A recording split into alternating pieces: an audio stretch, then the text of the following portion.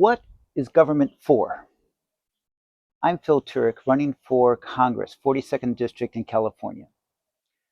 An Instagram content creator named Cultural Perspective News recently posted a reel to answer that question. He told a story. Imagine thousands of years ago that you're a hunter and you go out by yourself hunting dinner.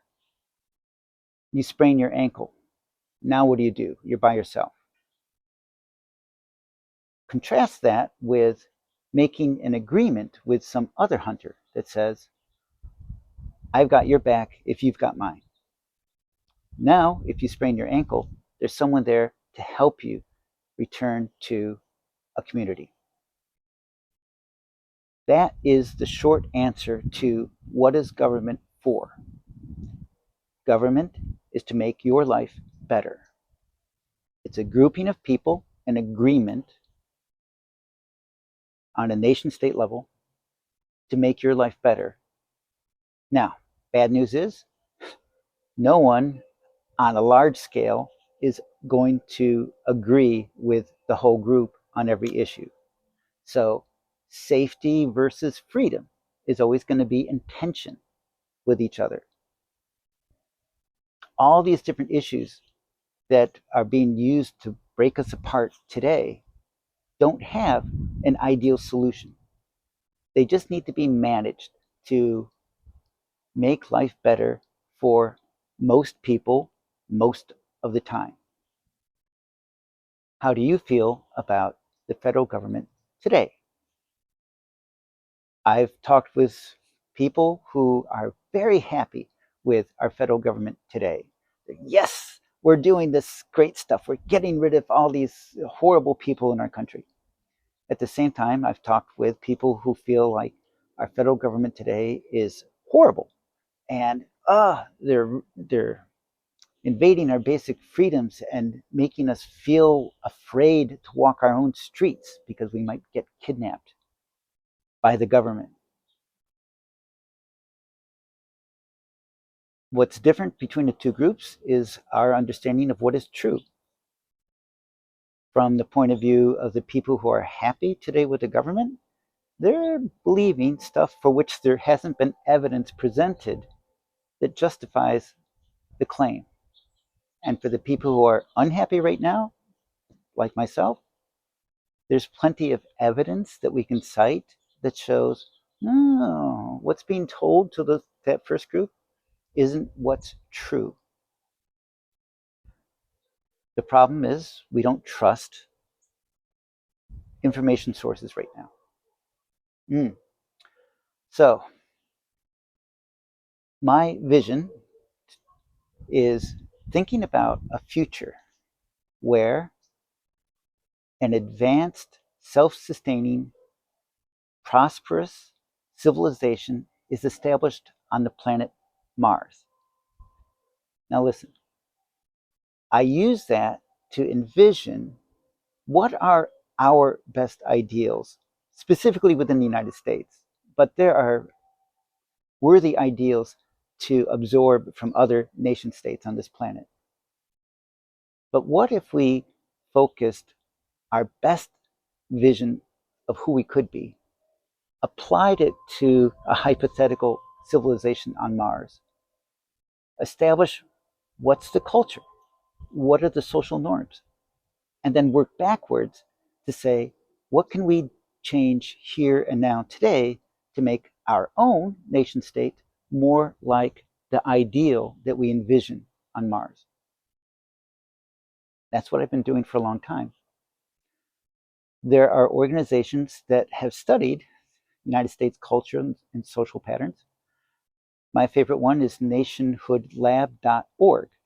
They've identified 11 distinct nation states that make up the United States, each with their own background, their own history, their own cultural values, their own social norms. The differences, for example, between the Deep South and Yankee Dumb, as they refer to them, explains the Civil War, if nothing else. So there are deep differences to this day.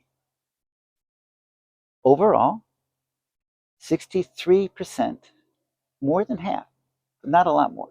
63% of the US population still values our shared ideals more strongly than our particular heritage, our particular culture, our particular patriot myth. That's what I have to work with. And what are some of those shared ideals? The inherent human right to survive, to not be tyrannized, an obsessive use of power by the government, cruel and unusual use of power by the government. That's tyranny. The right to live your life as you choose, the right to choose who represents you and to hold them accountable. That has broken down right now. From my point of view, we have a federal government that is not fully deserving of our trust. Trust is a campaign theme for me, one of three. There are governments that pay attention to their citizens and strive to maintain their trust.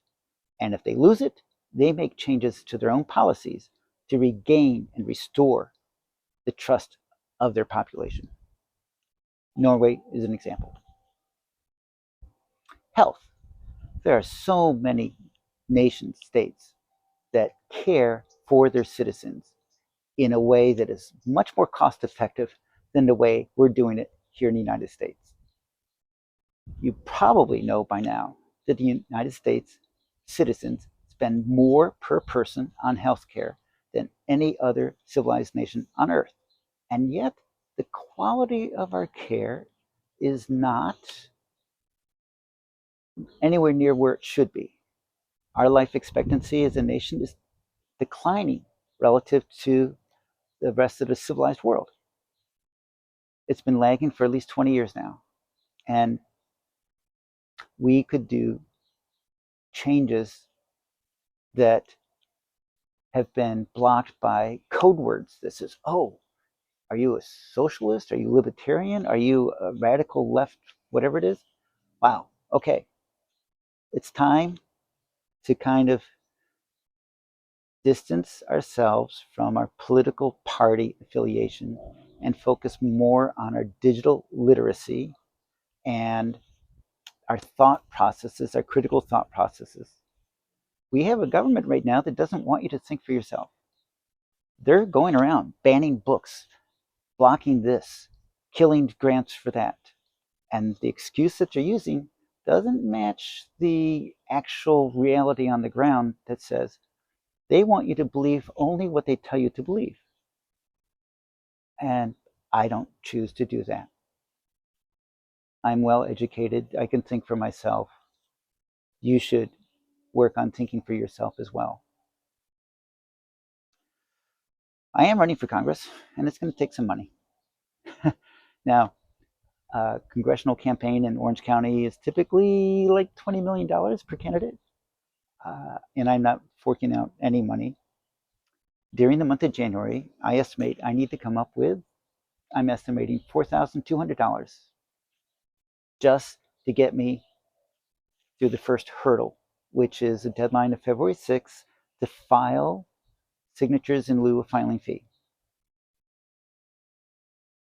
If you want to contribute to that, the first hurdle to that hurdle is for me to actually get a treasurer who understands federal election campaign laws and the particulars about filing in Orange County and filing in Los Angeles County and all the nuances that go with getting the proper forms, the 501 forms, the this form, the that form, in order, signed, turned in,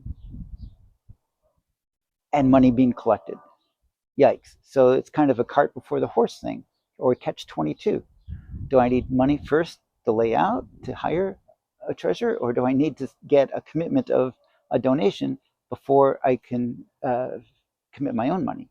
Yikes. So any guidance you want to provide, please do. And that only gets me through January. In February, the expenses would go way up. And then, if you want TV ads, way up. Now we're back into the millions of dollars. regardless of my campaign, I invite you to embrace a vision of a positive future. Imagine a thriving, advanced civilization on Mars, probably a confederacy, probably without individual gun ownership. There's no deer to hunt on Mars. There's no excuse for individuals to own weapons to harm other humans on Mars. Not if each person has a right to survive. It's a long list, and we can back away from that future. In fact, I'm going to tell you a story. As part of my vision of Mars, I'm trying to advocate for a grouping of non government organizations to work together cooperatively to build a little analog Martian settlement somewhere here on Earth and populate it with 53 full time residents for the season that are built up like 12 at a time or so, 12 visitors at any one time, tiny family part of the population. Field tested over a season, which is about the same as an academic year in the United States. Observe, learn, trying out to germinate Martian cultural values based on our best ideals. And then at the end of the season, learn from that, revise it, try again next season. Do this while actually implementing a program to actually send people to Mars, not just to plant flags and leave footprints and bring back rocks, but towards that objective of expressing our best ideals. You could call it nation building, but it's nation building on Mars. So you're not displacing indigenous people. You're not doing genocide. You're building just our best ideals. And it's not going to be perfect. Look, you're never going to have a group of people all agree on the same thing.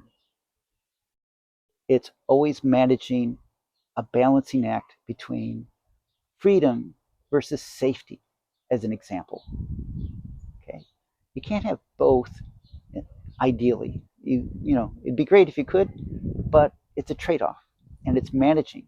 Government is compromising so that most people are better off, at least most of the time. Right now, we've gone too far away from that. Support me, support yourself, have this good vision, and let's see what we can do to make tomorrow better than today. Yes, it's going to take a long time. Why not start today? Civic engagement unites us. See you.